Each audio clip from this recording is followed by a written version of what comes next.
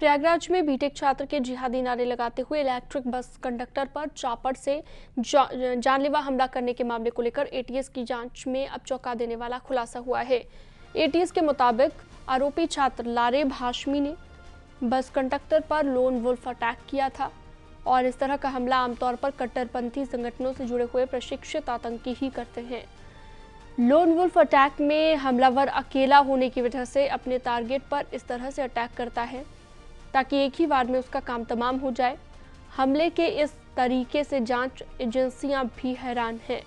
जांच एजेंसियां अब ये पता लगाने की कोशिश में है कि लोन वुल्फ अटैक के बारे में आरोपी लारेब हाशमी को जानकारी कहां से मिली और कहीं उसका किसी आतंकी से कनेक्शन तो नहीं है या फिर यूट्यूब पर जिहादी और हिंसात्मक वीडियो देखकर उसने इस तरह के हमले का प्लान तैयार किया। लोन वुल्फ अटैक में हमलावर अकेले ही पूरी वारदात को अंजाम देता है। इस अटैक में हमलावर बड़े हथियारों के बजाय सामान्य वस्तुओं को हथियार के तौर पर इस्तेमाल करता है।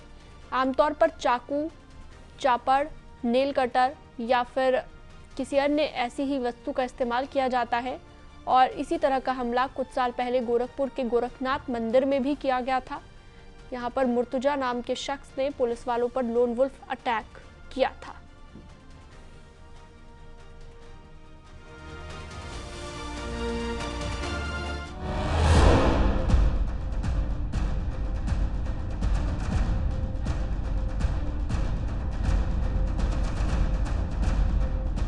प्रयागराज में सिटी बस के कंडक्टर पर चॉपर से जानलेवा हमला करने वाला छात्र लारेब हाशमी आखिर इतना क्यों बेखौफ हो गया?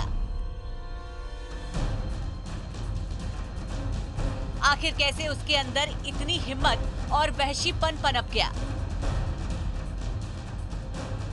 आखिर कहां से हमलावर लारेब हाशमी को इस मामले की हिम्मत मिली? इन सवालों के जवाब अब मिलने शुरू हो चुके हैं। दरअसल बीटेक का छात्र लारेब न सिर्फ कट्टरपंथ की तरफ झुकाव रखता था बल्कि ऐसी हमलावर सोच को बढ़ावा देने वाले इस्लामिक स्कॉलर खादिम हुसैन रिजवी को फॉलो करता था।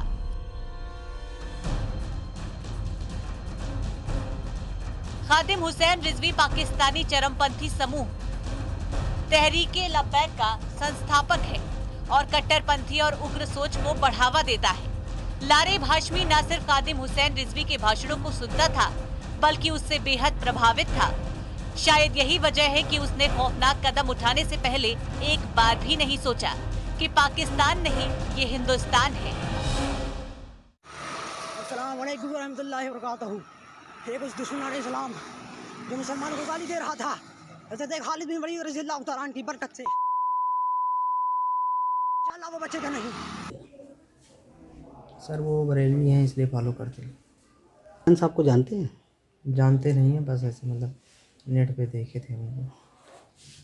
आप जो वीडियो आपको वायरल हुआ उस वीडियो में उसी अंदाज में आप बोल रहे थे? बिल्कुल सर वो इसलिए कि जो गुस्ताख लोग हैं उनको पैगाम देने के लिए। आपने उनका वो भी कहा, उनका जिक्र भी किया था? जी सर, क्योंकि उन्होंने मतलब बात की थी, नबी की इज़्ज़त की बात की थी, तो इसीलिए उनका बात करते हैं। 24 नवंबर को इलेक्ट्रिक बस के कंडक्टर हरिकेश विश्वकर्मा पर बीटेक छात्र लारेब हाशमी ने चॉपर से हमला किया था। कोर्ट ने लारेब को 14 दिन की जुडिशियल कस्टडी रिमांड पर भेजा है। हालांकि गिरफ्तारी के दौरान हुए एनकाउंटर में लारेब को पैर में गोली लगी थी। यहाँ से फ्रांस तक, पूरी दुनिया तक ये गरीब नवाज के पैगाम दे रहा है जिसने हुजूर के खिलाफ बात की है। लब्बैक या रसूल अल्लाह, हम जिएंगे आपके लिए, मरेंगे आपके लिए इंशाअल्लाह। हमारे दिनों पर राज सिर्फ मुस्तफा जानी रहमत का चलता है, जिसकी वजह से अभी इलाज के लिए उसे अस्पताल में ही रखा गया है। उधर पुलिस आगे की पूछताछ के लिए लारेब की हालत में सुधार के बाद कस्टडी रिमांड की अर्जी दाखिल कर सकती है। वहीं पुलिस की एक टीम ने लारेब के परिवार से भी पूछताछ की है। लारेब के पिता एक पोएट्री फॉर्म चलाते हैं। परिवार ने माना कि लारेब बेहद गुस्सैल है। ऐसे में पुलिस के आला अधिकारियों ने उससे इस संबंध में पूछताछ की है। आखिर ये सवाल सबके मन में कौंध रहा है कि क्यों उसने चापर से जानलेवा हमला किया। क्या सिर्फ 8 रुपए का विवाद था या इसके पीछे और कोई वजह है? लेकिन जिस तरह उसने वीडियो वायरल किया था उसको देखकर साफ लग रहा है कि वो जिहादी मानसिकता का है और इस मामले में कॉलेज प्रशासन ने भी कार्रवाई करते हुए उसे फिलहाल सस्पेंड कर दिया है। ये बात इसमें सामने आ रही है। उसके आतंकी कनेक्शन को लेकर एटीएस ने भी जांच पड़ताल शुरू कर दी है। पुलिस की टीम ने लारेब के घर जाकर उसके कमरे की तलाशी ली और वहां से मिले कट्टरपंथी साहित्य को लेकर भी जांच की जा रही है। उधर अस्पताल में भर्ती घायल बस कंडक्टर की हालत में अब काफी सुधार बताया जा रहा है। पुलिस ने लारेब के कॉल डिटेल्स और डिजिटल फुटप्रिंट्स के जरिए भी जानने की कोशिश शुरू कर दी है कि क्या लारेब किसी तरह की आतंकी गतिविधियों में शामिल था या फिर किसी संदिग्ध के संपर्क में था।